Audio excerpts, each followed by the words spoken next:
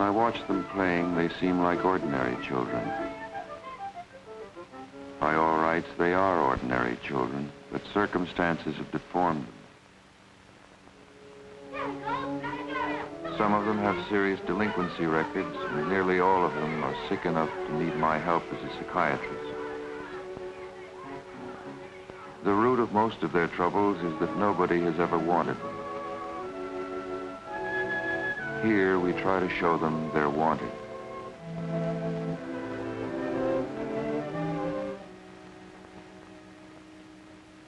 This is the story of one of these 80 boys, Donald Peters, 10 years old.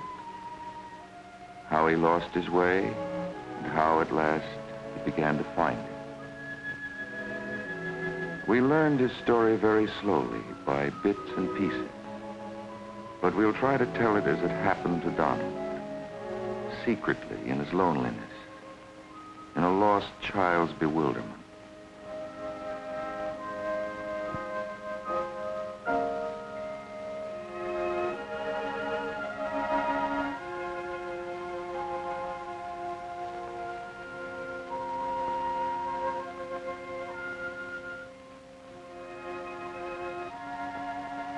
In all these months, Donald has made no friends.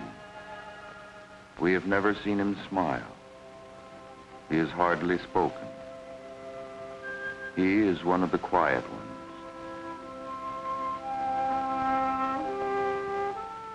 In all these months, he has never had a letter. But he is learning to endure disappointment. He used to hide himself to suffer. Now he wants me to know he is unhappy. This boy wants all my attention. At his stage, they're painfully jealous. If Donald's ever lucky enough to open up, he'll have to go through that too.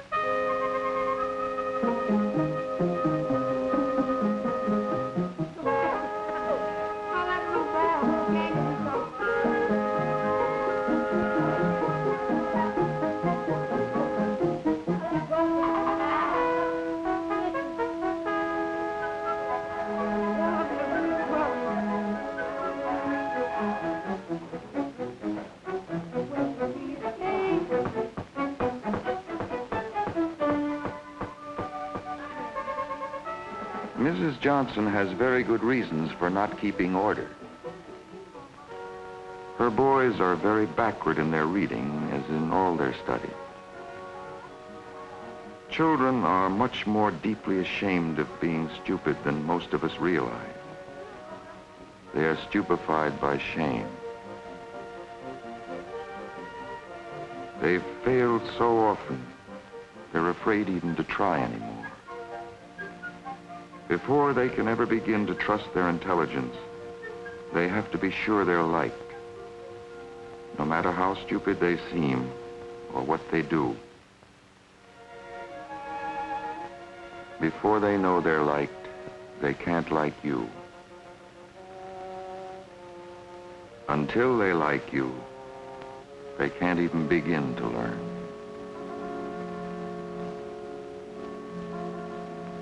Donald has never learned to read a word. But here, seeing and hearing simple words one at a time, with nobody hurrying him, or scolding or jeering at him, Donald will learn to read. But not for a while yet. For just such a word as baby arouses a deep turmoil of feelings. And behind the feelings rise memories which still hold him in terrible hunger and hatred.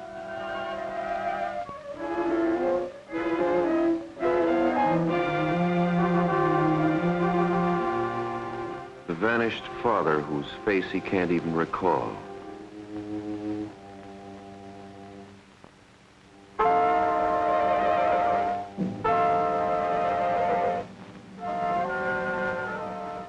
The mother who has no room for him in her life. Grandma at his home with her. A home he hates so much that even at night he seldom comes back. These are the memories Donald lives in day and night.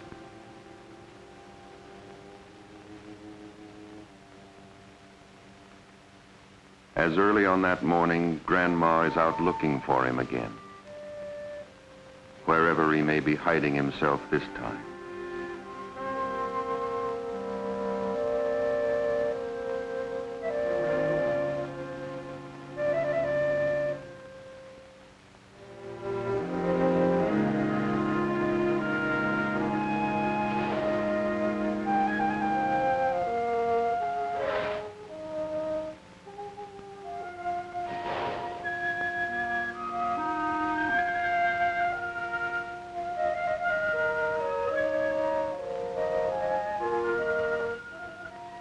And she is wishing to goodness she'd never in her life have to smack him or scold him or go claim him back at children's court or ever look on his mean, mopey, sassy little face again.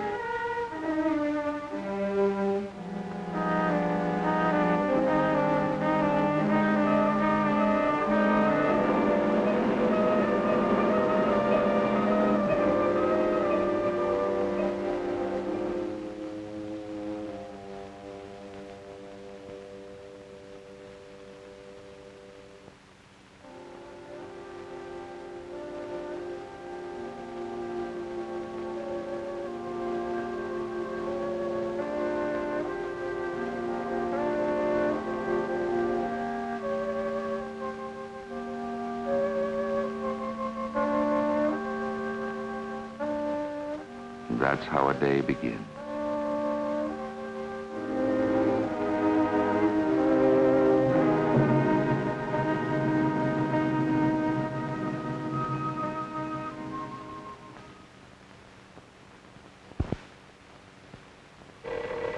Same old buzzer. Somebody else hauling him home by the nape of the neck. Get up them steps, you little good-for-nothing, you no-count. Get up them staircases.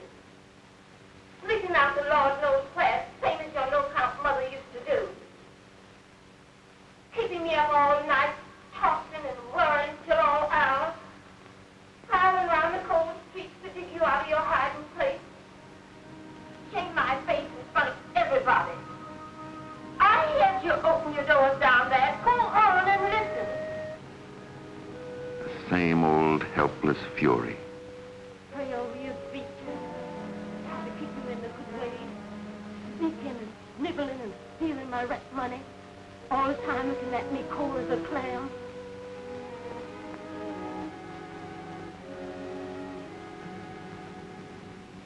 Bad blood, like I always said. And I know who you've got it from.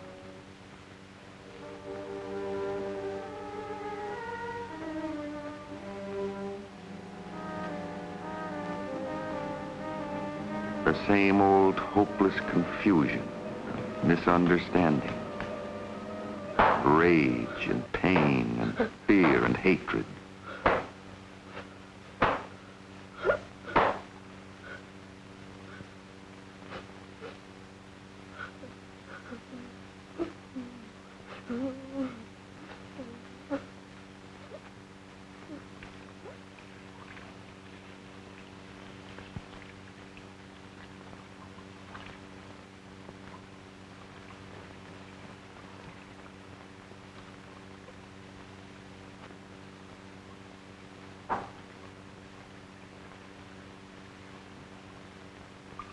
And the sick quiet that follows violence.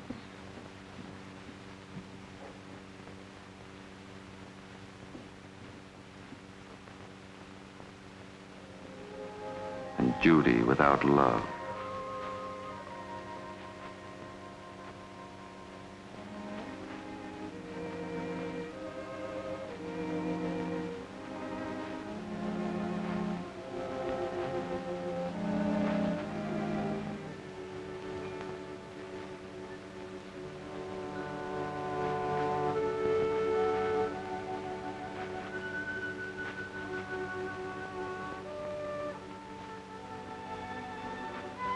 peacemaking that fails.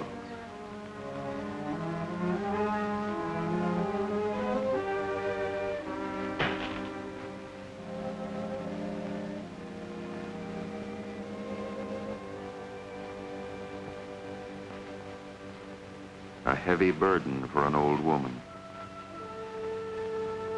A heavy burden for a little boy. That's the way it keeps on going.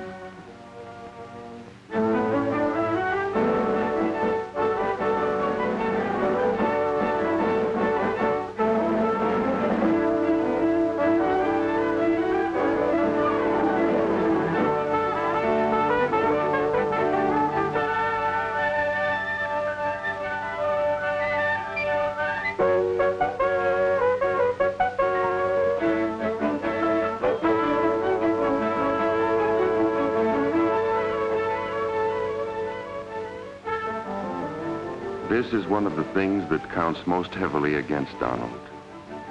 When he does go to school, he can't seem to learn or even pay attention. He's way behind the children he sits with. The teachers can't spare time for him.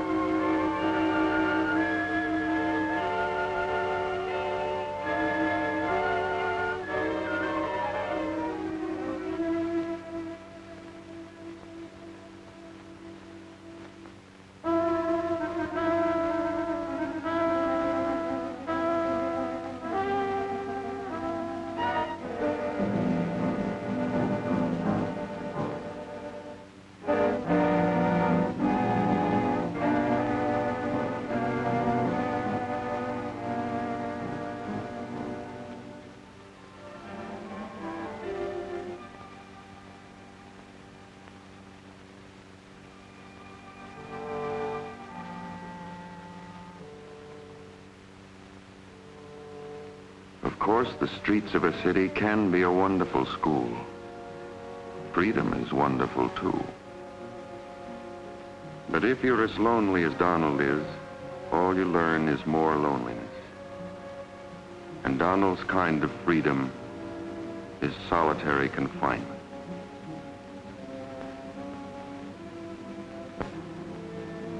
Everybody else has some place to go, some definite thing to do.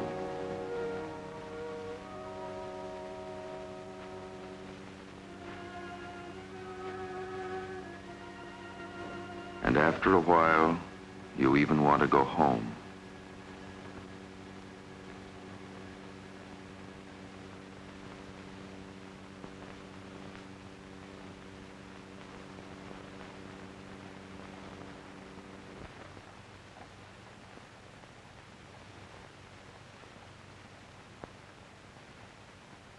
But home is no refuge. Home is a place of unutterable boredom, sadness, wild daydreams, vengefulness, rebellion.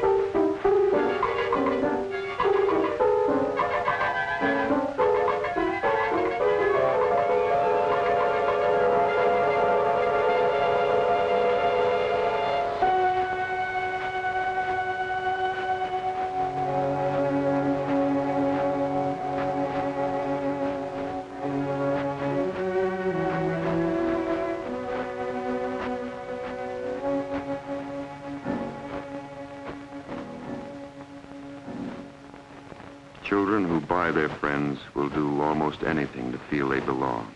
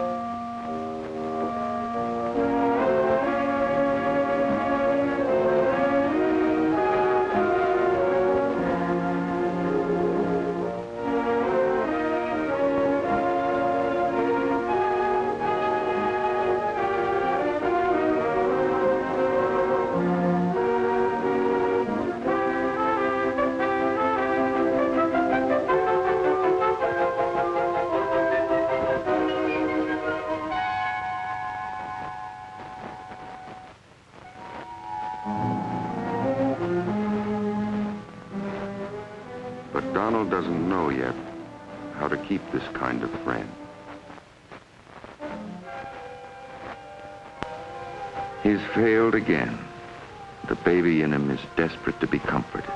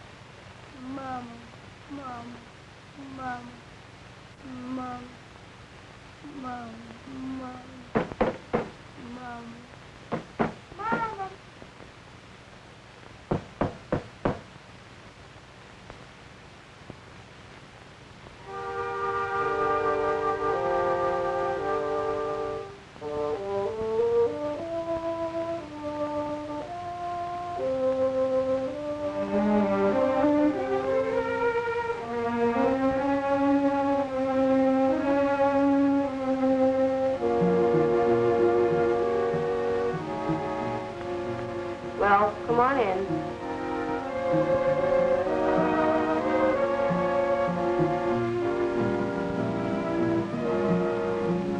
It smells like home,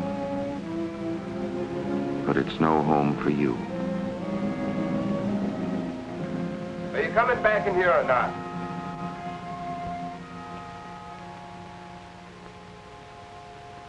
What you say it for? Not so loud. Don't shush me. You can't even talk in your own place. What you say it for then? I didn't mean it like you took it. What you say it for then? I didn't say it like you took it for. Like I took it for. All I know is you said it. Say a thing like that, how do you think I'd take it? This isn't swallowed? Is that it? You want that? Because if that's what you're looking for, you better look someplace else.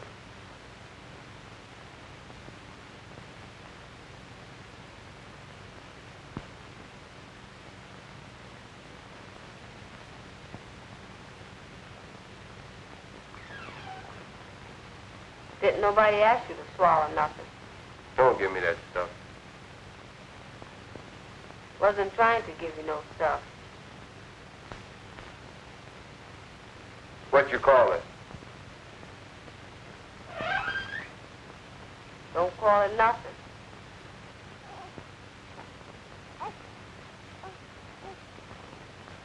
You tell me every time I say, Now what's the matter? leave the baby alone. What you pester her for?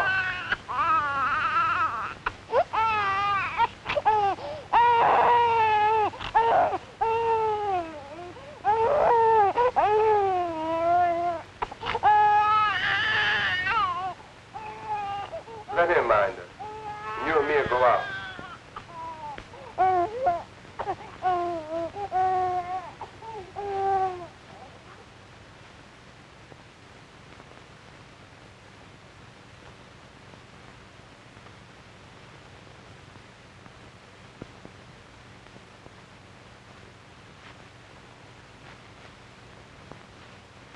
Doggone it, woman, where's my necktie?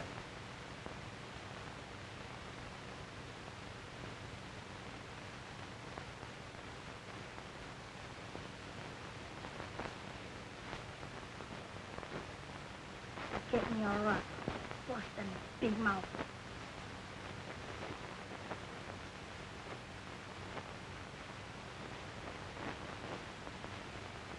Come on if you're coming.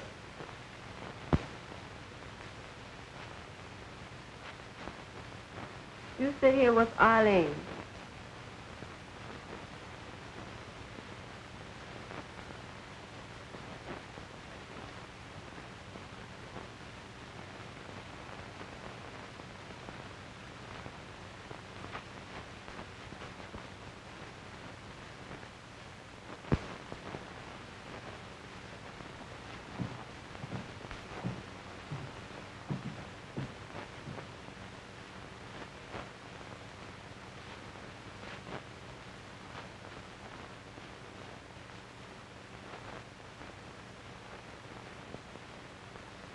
Have you got something to give the kids?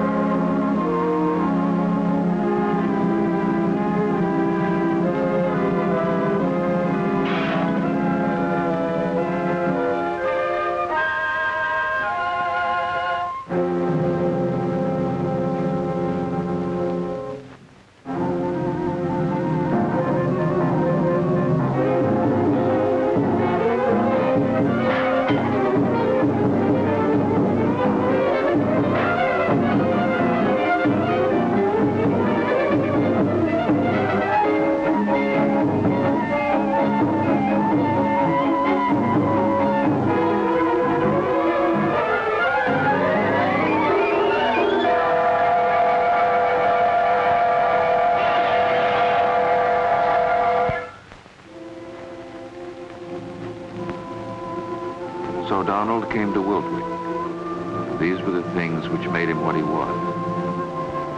Months after he saw the last of his people, he was still paralyzed by his memories. There wasn't much we could do for him until he made some move himself. Once every year at Wiltwyck, there's a pretty thick run of fish. If you're good at it, you can just knock them on the head.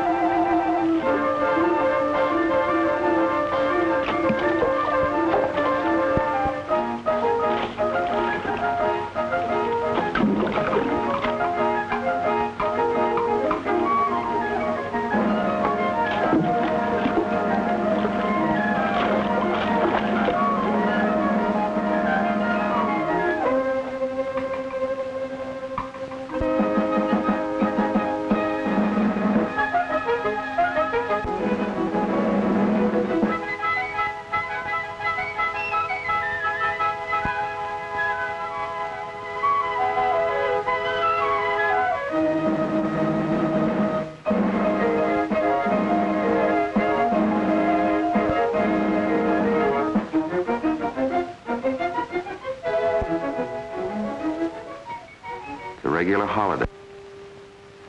For days now, very shyly, Donald had been watching a new counselor named Clarence. Only watching and very shyly. For children of Donald's kind have a desperate terror of rejection. But now at last, against all that terror, in front of everybody, Donald took the greatest risk of his life and made the first friend of his life.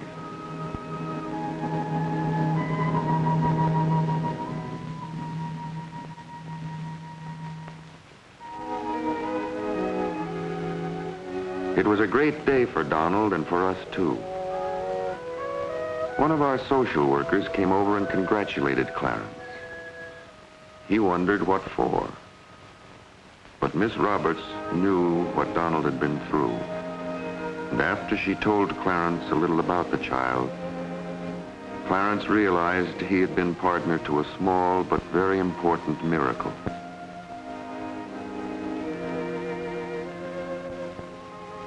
From then on, Donald was as touchy as a boil. Children always are when their affections begin to be stirred up. He was touchiest of all toward his new friend.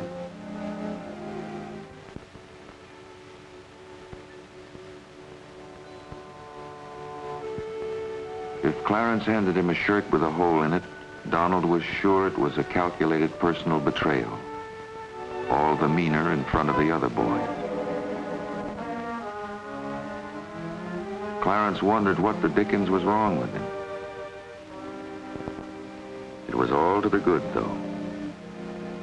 Now that Donald was beginning to open up, almost anything could happen. One day in crafts class, Donald was making a little bowl. He wanted to make it look like a seashell. He couldn't say why. He just wanted it to be a seashell.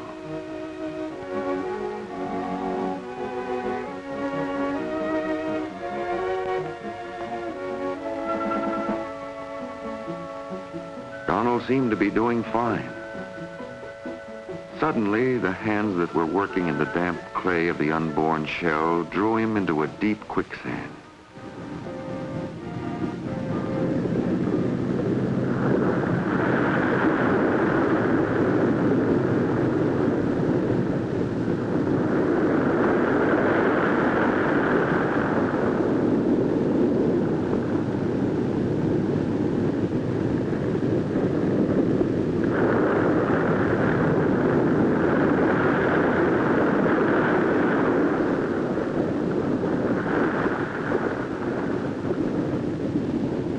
Donald.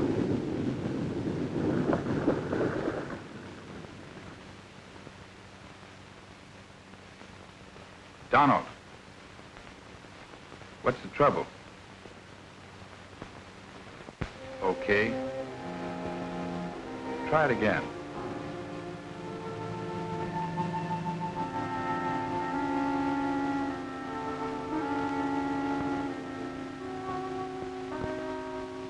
The bottom of memory has opened and engulfed him.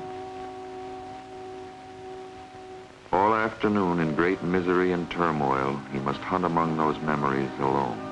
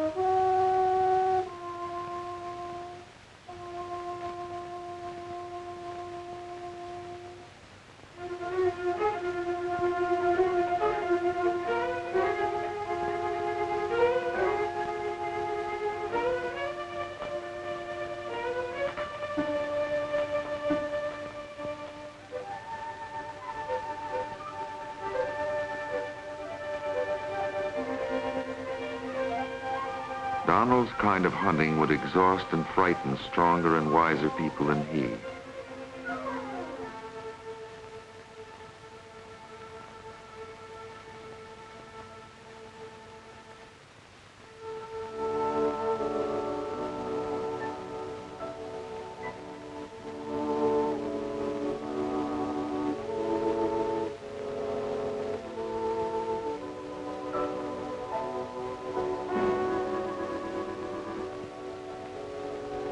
In the past, when he was in trouble, Donald had nobody to turn to.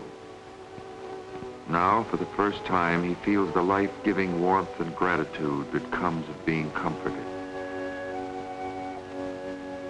And for the first time, with Clarence's help, he begins to take his place among the other boys.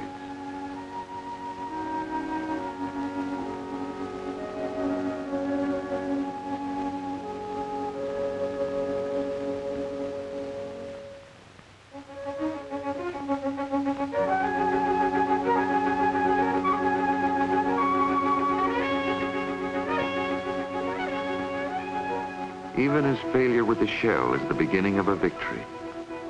For with it, he has begun to make something tangible with his hands out of the depths of his past unhappiness. Altogether, it looks as if he were really beginning to take hold of his life. And during these next weeks, as a matter of fact, everything is going to go much better for him. Donald will do some butterfly chasing of his own. He gets to be a pretty good basketball forward for his side. Much to his astonishment, he'll begin to read. In his appointments with me, he becomes almost articulate. Most important of all for Donald, he goes back to the little seashell and keeps at it until he finishes it. That gives him his first real sense of accomplishment.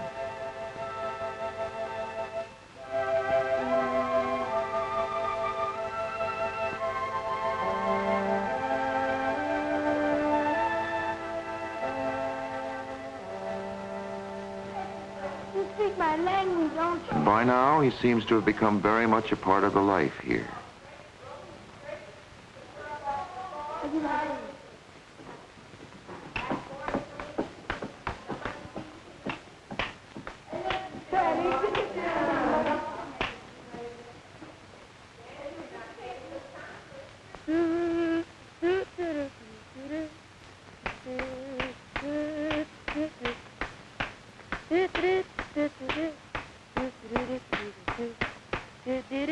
He hardly seems like the same boy anymore.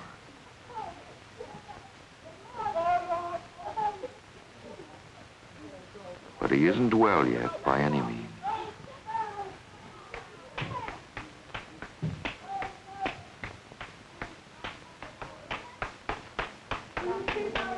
So much can happen blindly by mischance. And on this morning, a great deal happened to Donald.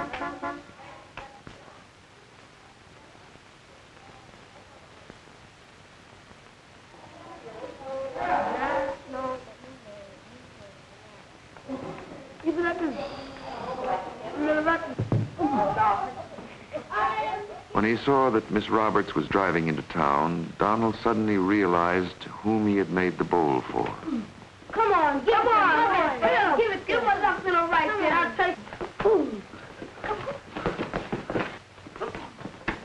Come on, Come on, give it to him. Turkey. Don't be yellow. Give it to him.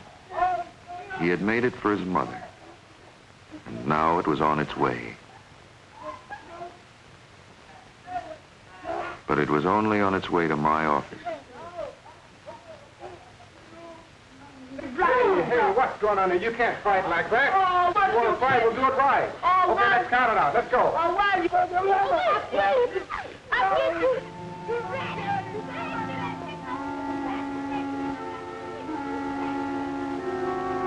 When Miss Roberts told me about the bowl, I decided it was time to tell Donald the facts.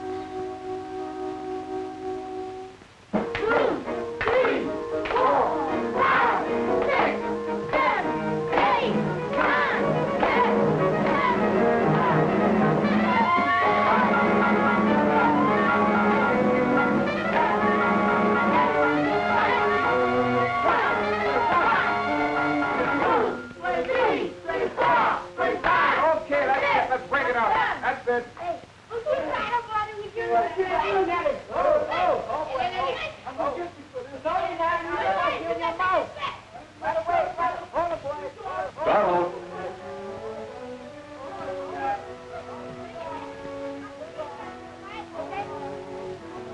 Donald's mother had disappeared.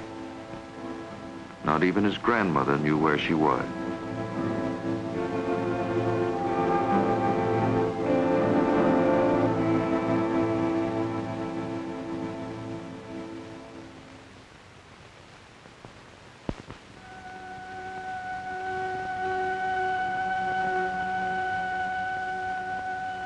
What he made of this knowledge and what came of it brought about the most important turning point in Donald's life with us.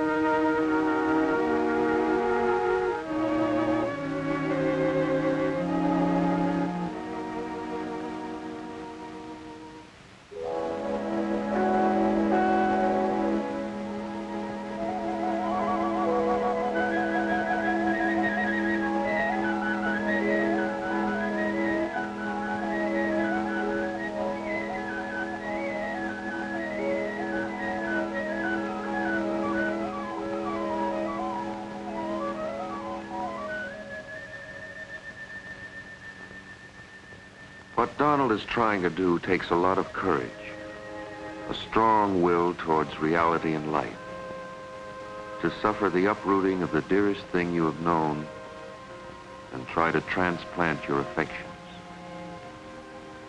to go ahead rather than retreat,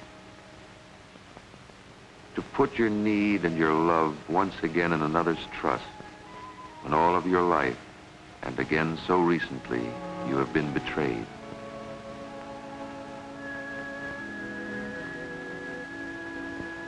Donald has come a long way with us, thanks largely to his friendship with Clarence, a long way.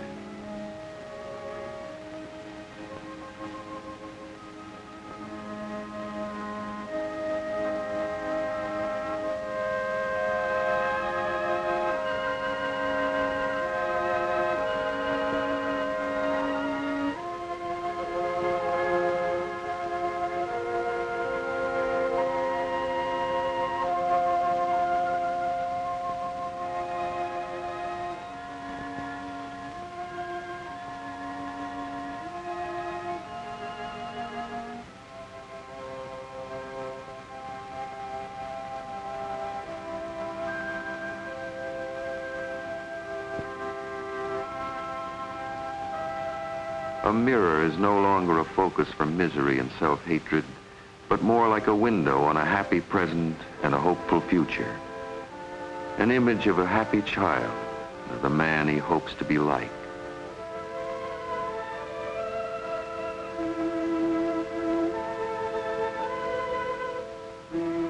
But he hasn't come far enough. A starving man can't share food no matter how much there is. And a child so desperate for affection can't bear to share it.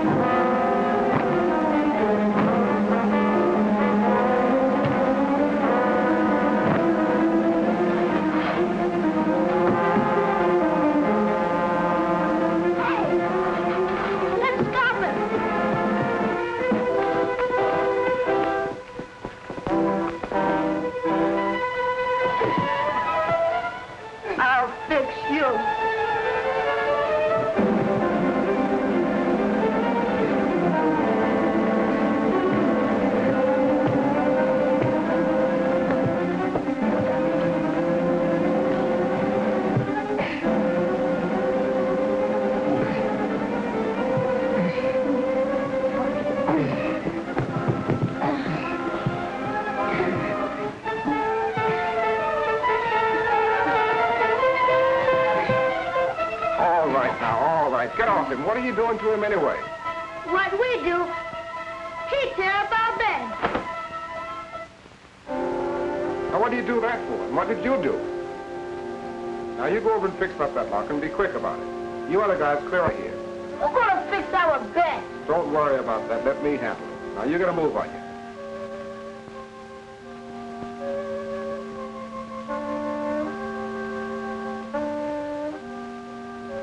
Now, Donald, you fix back those beds.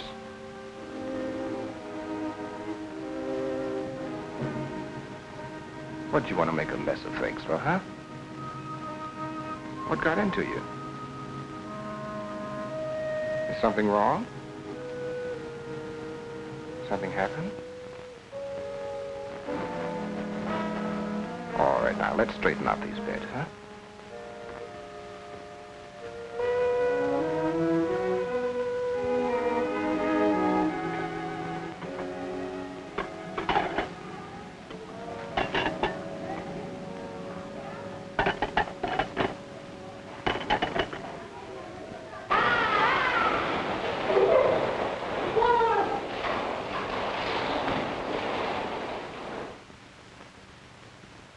It was a question whether Donald needed more to talk out whatever was disturbing him or live it out first. The director and I agreed we'd better give him a chance to work it out his own way.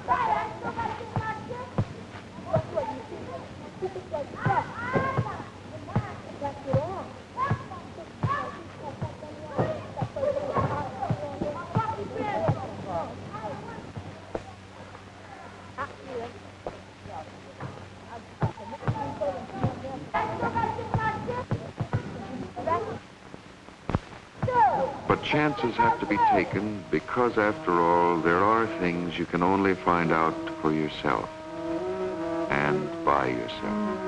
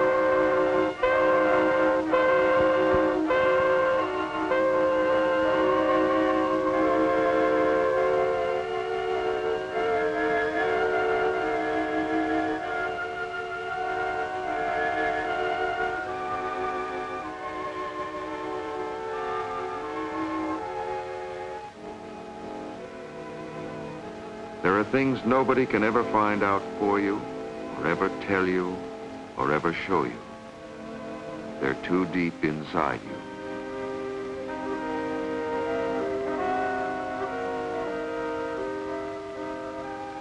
And as the day grew darker and colder, Donald found them out.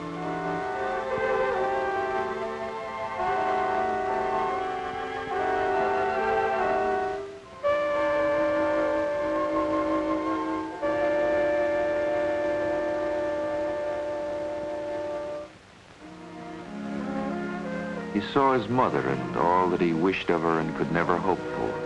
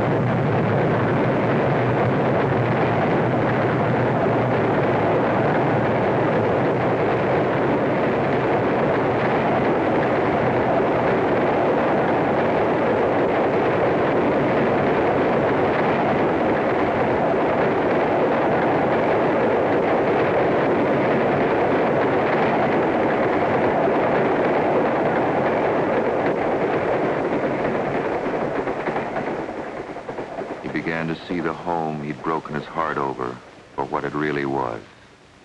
And seeing that, accepting that, his own spirit began to come of age.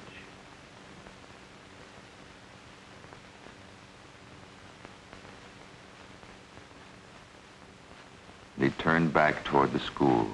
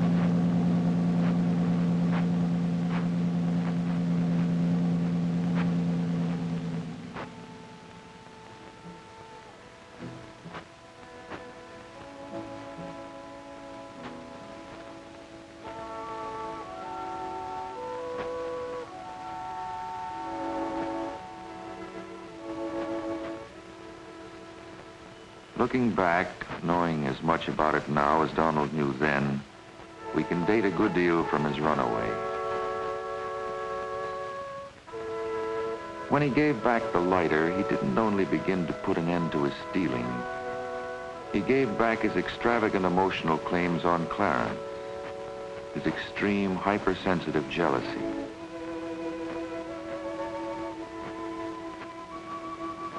From now on, he will begin to make friends his own age as well.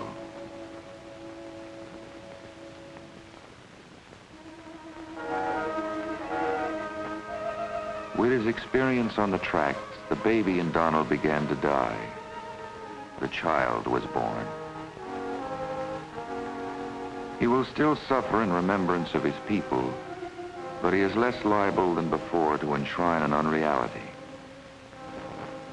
He can better accept his motherlessness, his homelessness, this temporary home.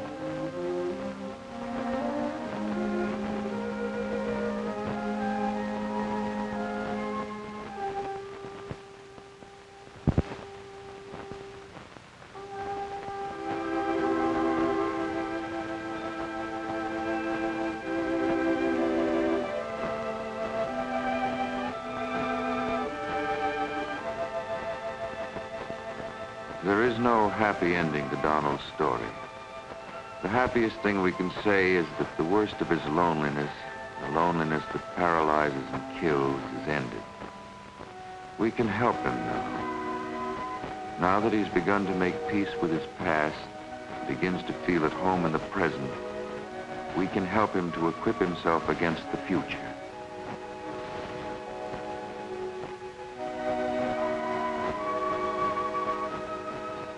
That's the most we can hope to do here at Wiltwyck for any of the boys who lie sleeping here, to clear away some of the great harm they suffered in the difficult world they came from, to make them a little better able to take care of themselves in the difficult world they must return to. A little better able to live usefully and generously in that world. A little better able to care for the children they will have than their parents were to care for them. Lest the generations of those maimed in childhood, each making the next in its own image, create upon the darkness, like mirrors locked face to face, an infinite corridor of despair.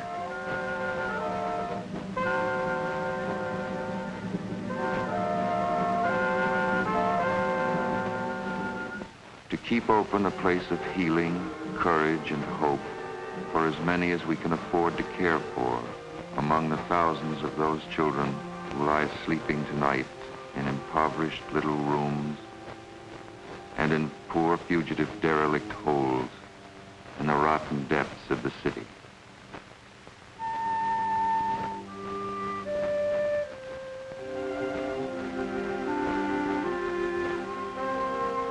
Whom poverty, bewilderment, anger, pride, fear, lovelessness may drive into sickness and into crime, and who, in the world which disfigures them, cannot be cared for and are not wanted.